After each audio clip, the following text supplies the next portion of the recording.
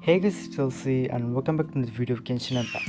Alright guys, the reason I made this video because it's been a long time that we had a event like this, the Moonlight event or something like that. But okay, anyway, so I joined this event and so I thought why not make a video about it. So now I'm making a video. So it's Moonlight Marriment, something like that. Well, even so, the quest is really impressive because we are meeting Ningguang, Keqing, and Beidou after a very long time. So let's hear what they have to say. Greetings, friends. It's been a while. Hey, what brings you here? Has something happened? Okay. What's with this great big stone What's on that the stone? ground? Long story. So, just to confirm, I will assume responsibility for handling this stone of unknown origin. None here. You know how to get things done, Keqing. As long as it's with you, I can rest easy knowing that it's in safe hands. Should I take this to mean that you doubt the relative safety of leaving this in the hands of the Tianquan? Huh?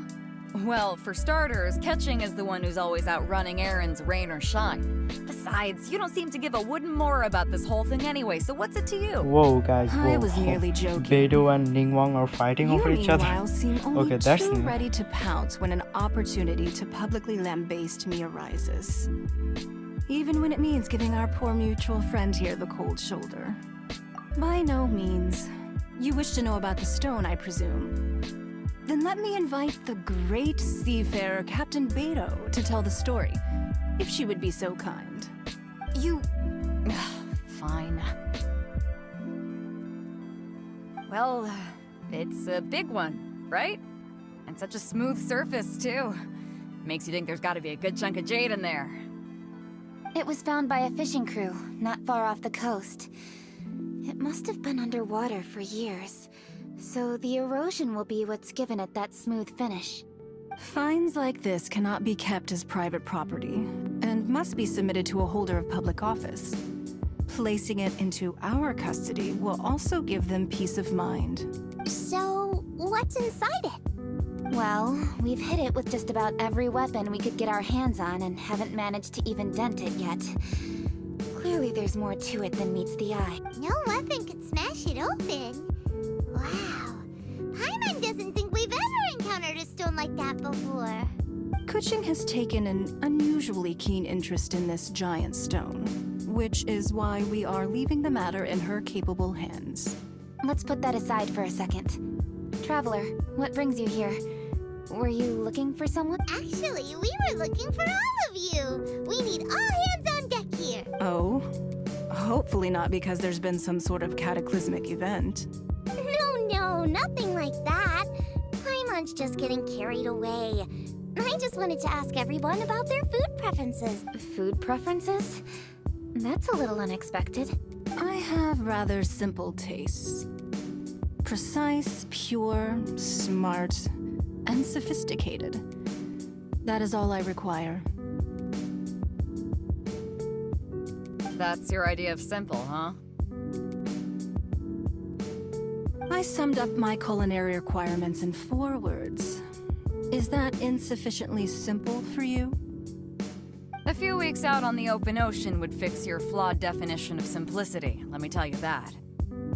What about you, Beidou? Me?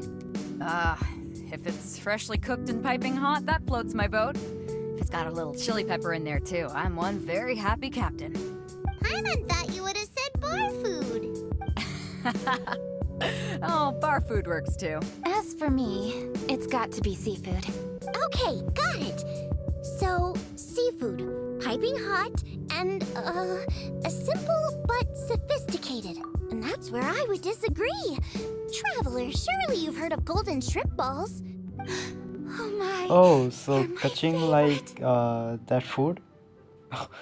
What's with the expression? It's so cute. Oh my god. You need to wash and devein the shrimp, wrap it in finely sliced potato strips, then deep fry it to perfection. There's no room for cutting corners. They're very precisely put together. They taste pure, the presentation is smart, and the skill needed to cook them is highly sophisticated. It fits Ningguang's forward summary to the letter. Huh. So what you're saying is, for all the frills and trills, good food is all the same at the core? I heartily agree. Golden shrimp balls are a prime example. Their essence lies in combining art and nutrition in a single package. It is a dish of true value. Okay, got it. So Kuching loves golden shrimp balls. I didn't say that. Did I? No, at least not outright. Alrighty. Thanks for all your input. I'll be sure to take it all into consideration. Traveler, Paimon, do you have anything planned after this? Good. I'd like you to help me investigate something. It's about this stone. You picked the right people for the job. We investigate stuff all the time. My thoughts exactly. The Qixing has a public duty to deliver our final verdict to the fishermen, but there are also some things I would like to investigate on a personal level. I'm sure you've become acquainted with the general background of the Moonchase Festival. However, I have my own understanding of this festival's roots. My grandfather was a researcher of Liyue's traditions. In his notes, he indicated that there was a deity called the Stove God in ancient Liyue, which people paid tribute to at a certain time of the year. Very few written records make mention of the Stove God, and those that do are notoriously confusing. Some scholars believe that the Stove God was just another title held by the Lord of Geo, but others suggest that this was a different deity altogether. One folktale even claims that the ancients found the Stove God's shrine, but there was no statue, only a huge, smooth slab of stone. Shortly after it was found, the stone was lost in transit, and it hasn't been seen since. This stone here has all the same features, so I suspect it could be the one that went missing all those years ago.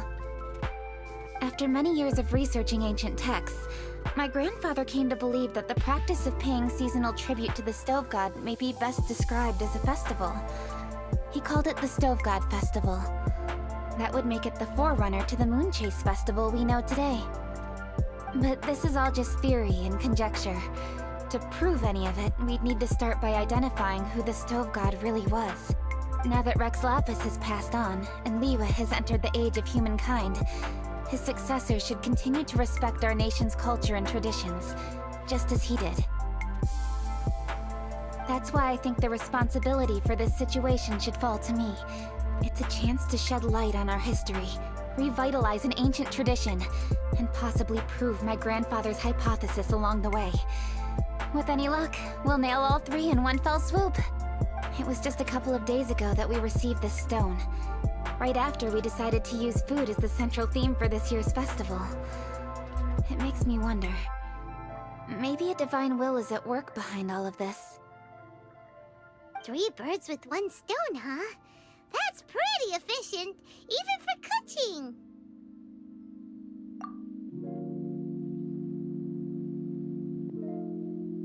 Hey, don't worry about that. This sounds super important, so don't mind me. Besides, we're only...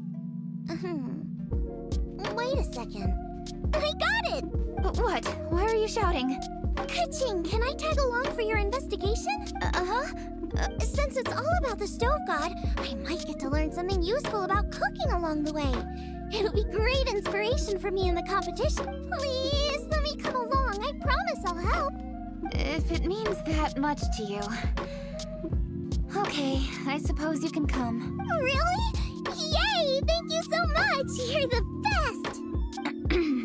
Now that that's settled, time to get going. Jingsa Village is said to be home to a lot of historical texts, so I'd like to start by making some inquiries there. Alright, then it's off to Jingsa we go! Okay guys, so this seems to be is going to be a long quest, so I don't want to make this video too long, so I'm going to make parts and hope you guys like watch those, because this quest is going to be really interesting. I think so, because we are reuniting with all the characters, so it's a fun story. And as far like as I heard all the stories, I think Everyone has It's their way of legit. procrastinating, I guess. So yeah. Okay, so I'm going to make parts. So there will be 5 parts or 4. I don't know. It depends on the story. So yeah, and there's a new event, and don't forget to like complete it because anniversary is coming and you won't get time to finish other events. So hurry up. Alright guys, and so hope you guys enjoyed the video and stay tuned for more quality videos. I'll see.